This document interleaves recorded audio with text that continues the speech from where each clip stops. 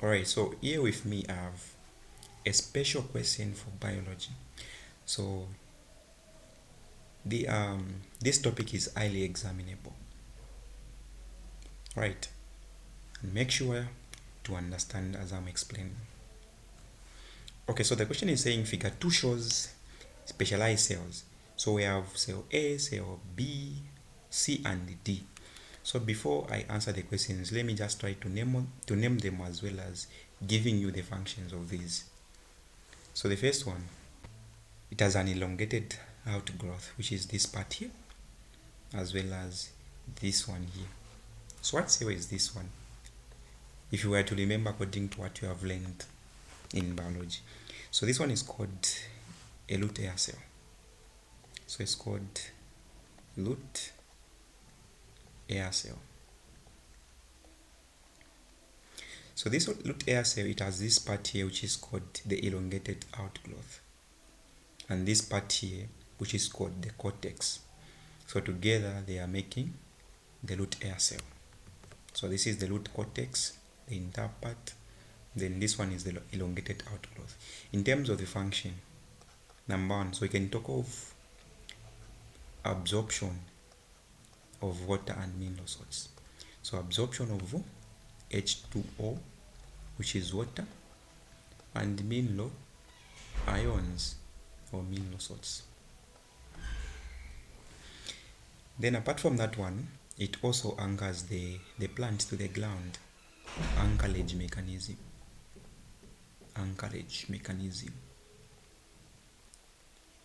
to provide support, okay, to the plant.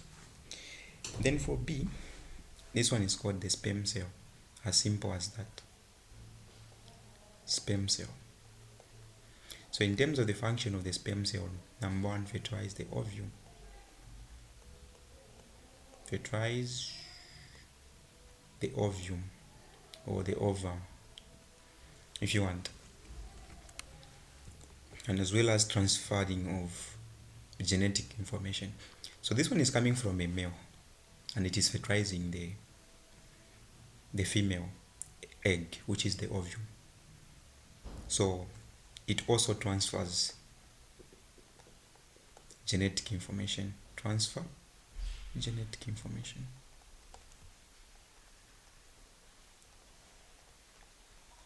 Apart from transferring genetic information, one thing that you need to know is that this genetic information is going to be encoded in terms of the number of chromosomes.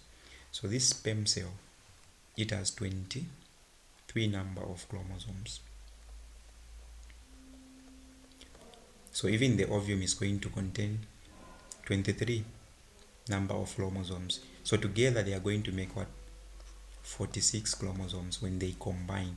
That's the reason why the somatic cells, they have 46 chromosomes, because 23 plus 23 we are going to get 46. Second one, this is the nerve cell, of course. The nerve cell. Now specifically we can say this is the motor neuron. The motor neuron. So this motor neuron takes information from the spinal cord to the effector organs or organ. So examples of effector organs, we can talk of muscle gland, or let me say muscles, as well as glands.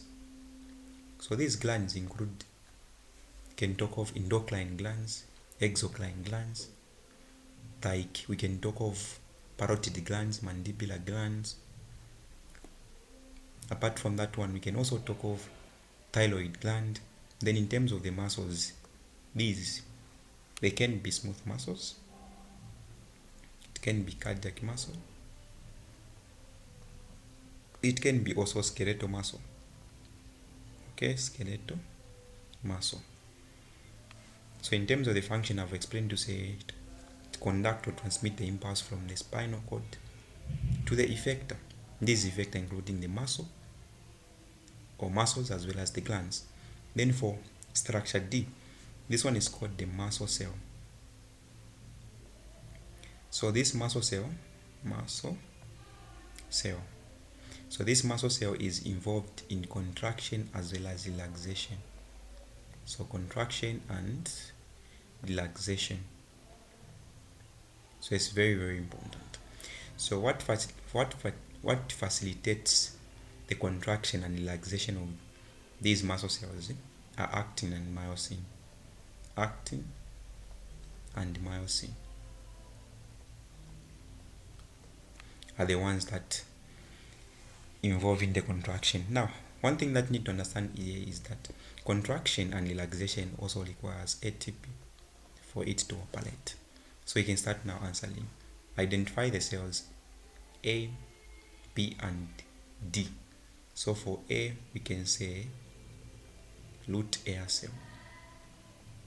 Root hair cell. Then for B, we can say the sperm cell.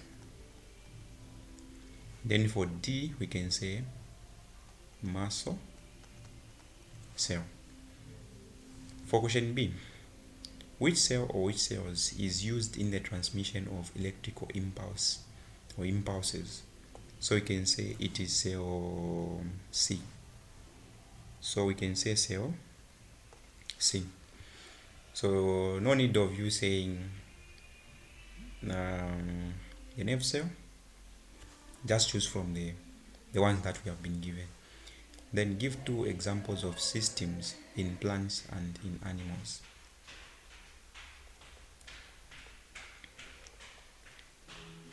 So for plants, we can talk of reproductive system.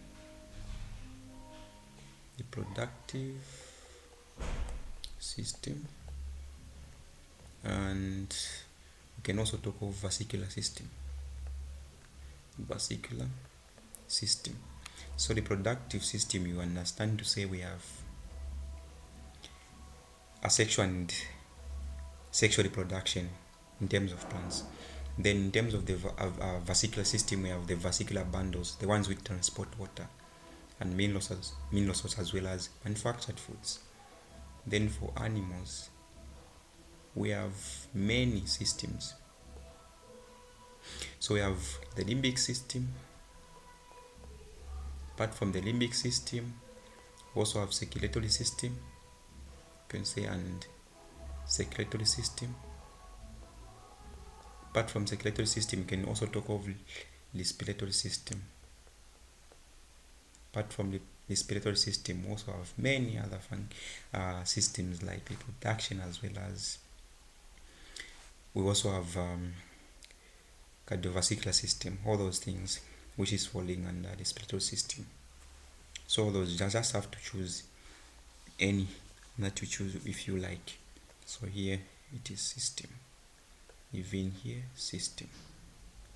So thank you very much for watching, and remember to subscribe for more videos.